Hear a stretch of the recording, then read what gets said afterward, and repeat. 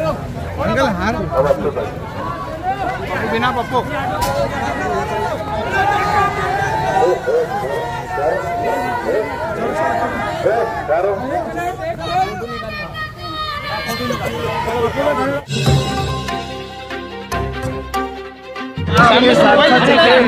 थे और इस बार लोकसभा में आपका पराभव हुआ है, तो किस तरह देखते आने वाली इस इलेक्शन को?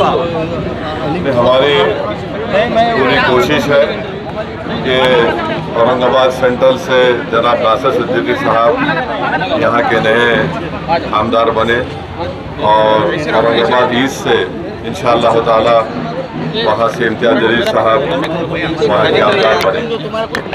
और इसीलिए हम तमाम पार्टी के हमारे मेंबर्स, हमारे बूथ प्रेसिडेंट्स और औरंगाबाद के तमाम जिम्मेदारान इन दोनों विधानसभा के MIM पार्टी के साथ है और ख़ास तौर से हमारी माँ और बहनें भी हमारे इस कैंपेन में हिस्सा हैं और हमको उम्मीद है कि एक भारी अक्सरियत से इंशाअल्लाह ताला नासिर सिद्दीकी साहब और इम्तियाज़ जलील साहब नए आमदार बनकर औरंगाबाद शहर की खिदमत करेंगे, यहाँ पर विकास और डेवलपमेंट का काम करवाएं। योगी जी ने कहा है बटेंगे तो कटेंगे, ऐसा उनकी सभा में चल रहा है। हाँ, इसका जवाब आज आपको सभा में आना पड़ेगा, उसमें जवाब दे देंगे आपको। जम्मू कश्मीर के असेंबली में, जम्मू कश्मीर में यहाँ पे 370 को हटाने के एक दंगा चल रहा है, रोज बहस चल रही है, असेंबली में फाइट चल रहा है, धारा 370 हटाने के जो हुआ है। हाँ, तो वो उसके बारे में जो पार्टी वहाँ पर है वो जवाब देंगे।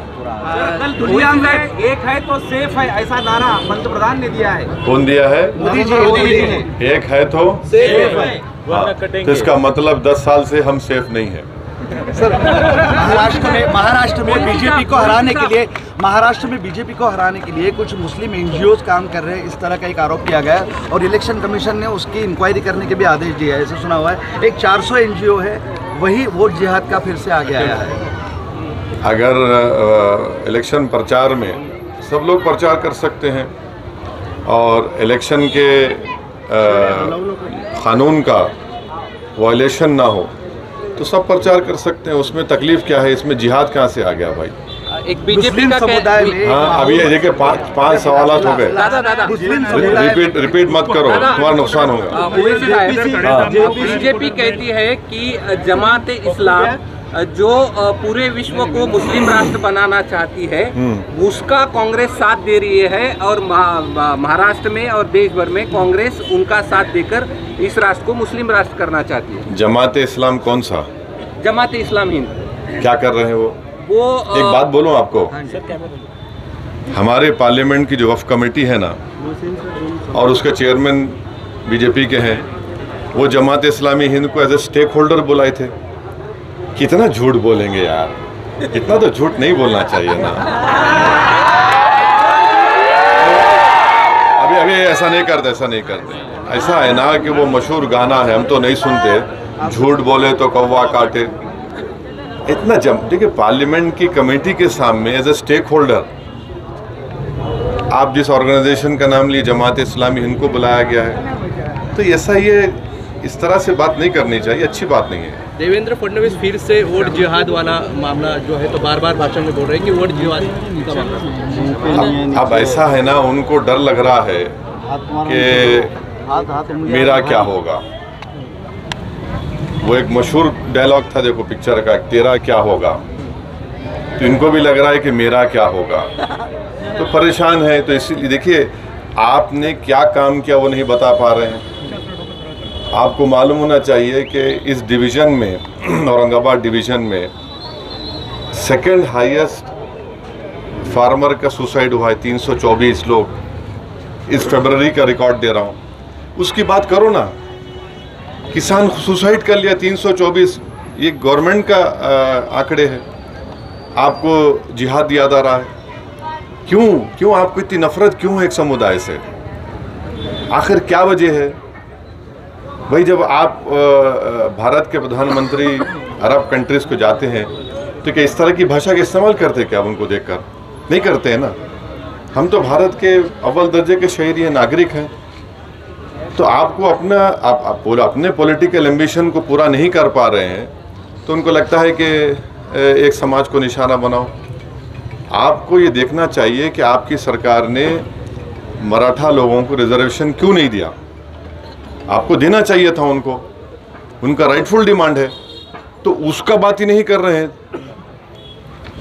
लोकसभा में का अपना आदेश निकाला है कि महाराष्ट्र के अंदर महाविकास आघाड़ी को वोट कीजिए बोल के, क्या कहेंगे आप इसके बारे में? वो उनका भाई हर एक को अपना इख्तियार है वोट देने का, नहीं देने का, उनका इख्तियार है।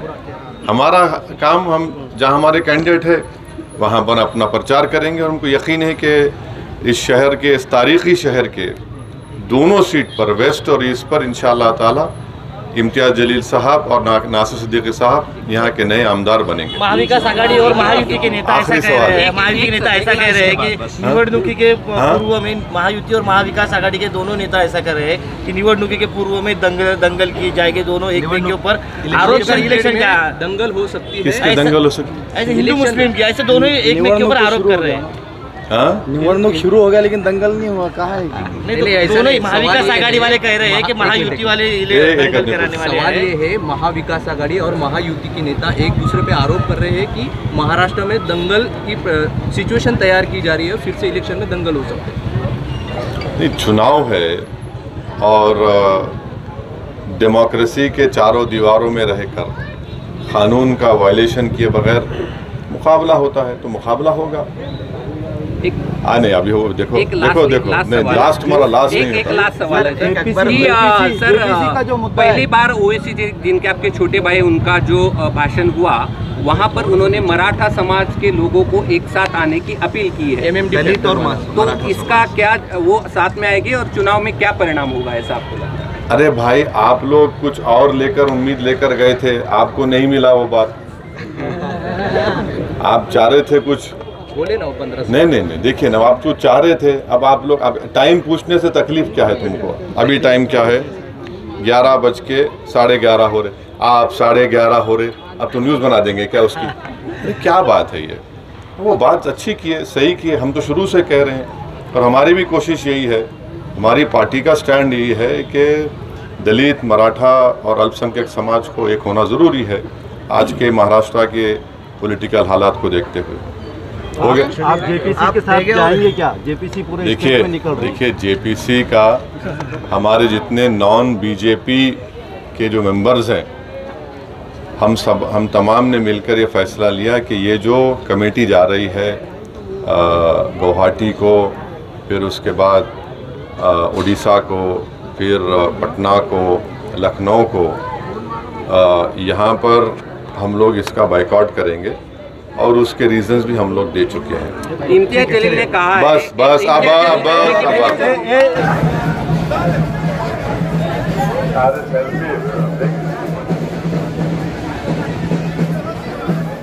एक मिनट मेरा सुनो, एक आदमी, हाँ, एक पहना दो, फोटो ले लो, फोटो। अच्छा, हाँ, ले लो, पुलिस को हमारे को पता वोट देना है, आज तमाम से अपील की जाती है, तो हो गया। चलो, सलाम,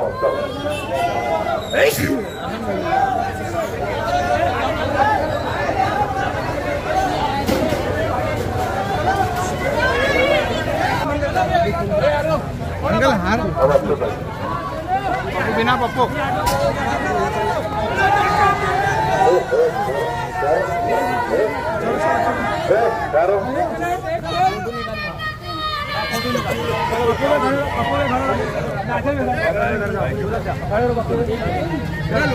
बच्चे